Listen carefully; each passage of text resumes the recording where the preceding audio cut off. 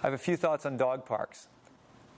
I am not a fan of the type of dog park that has a fence area where the dogs are segregated, large dogs, small dogs, and anyone walking in there with their dog, their uncontrolled dog, is well within their legal rights to take their leash off the dog and let their dog run around like an idiot. That typically what's happening is the people congregate off to one side, and there's usually a group of regulars, and they all bring their coffee, and they stand around watching their dogs do all types of things, and much of it is aggressive behavior.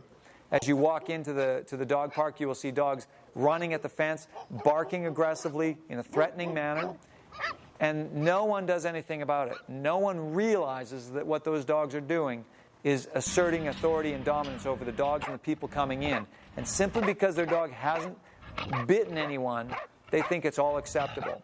Yet I do see many dog fights break out in dog parks. And typically what happens is when the owners see their dogs fighting, they'll run over, they'll pull them apart, they'll make all their apologies, they'll make all their justified excuses. Oh, Larry got up on the wrong side of the bed today, and oh, Fifi's just not into socializing today, and all these types of things. But I have yet to see anyone in a dog park correct their dog in any way that is respected by the dog for being aggressive. So I prefer to go into park-like environments where there is no fencing, where the people have their dogs off a leash, which number one tells me that those people have more confidence and control in their dog's behavior. Because I've seen in those dog parks with the fences where the people let their dogs off the leash, they cannot get their dogs to come back to them.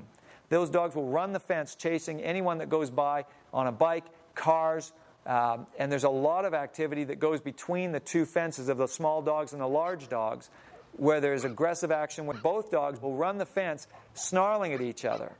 Again, if I say to someone, oh, gee, your dog's a bit aggressive, almost everyone's on the defensive.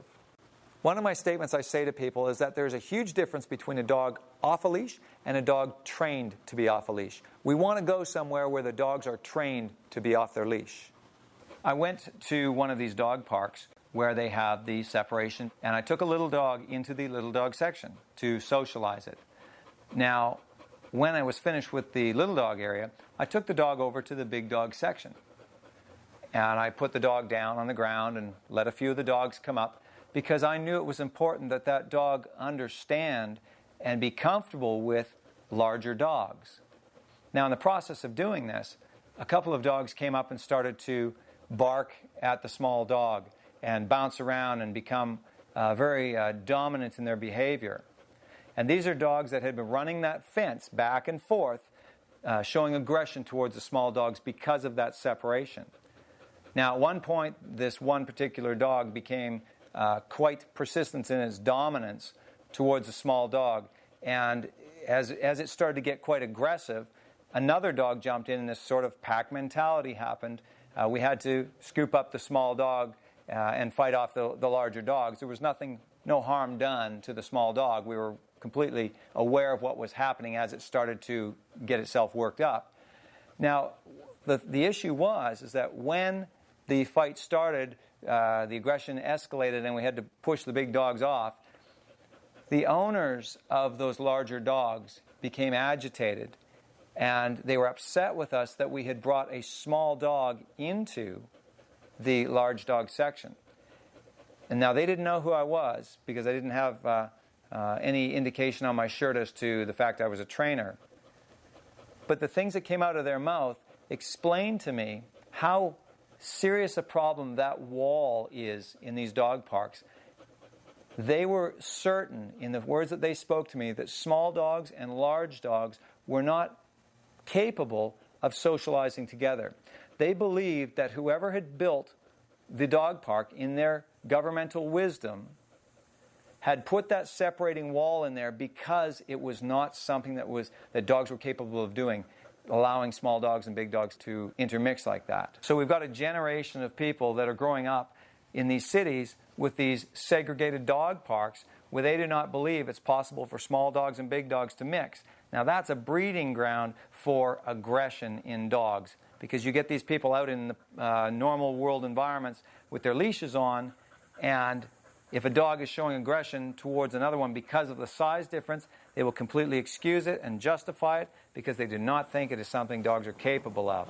So we must understand that all dogs, regardless of size or age, are able to socialize properly if we have done our work properly, and the dog understands that we are the ruler in their life and that we will not accept or tolerate aggression at all.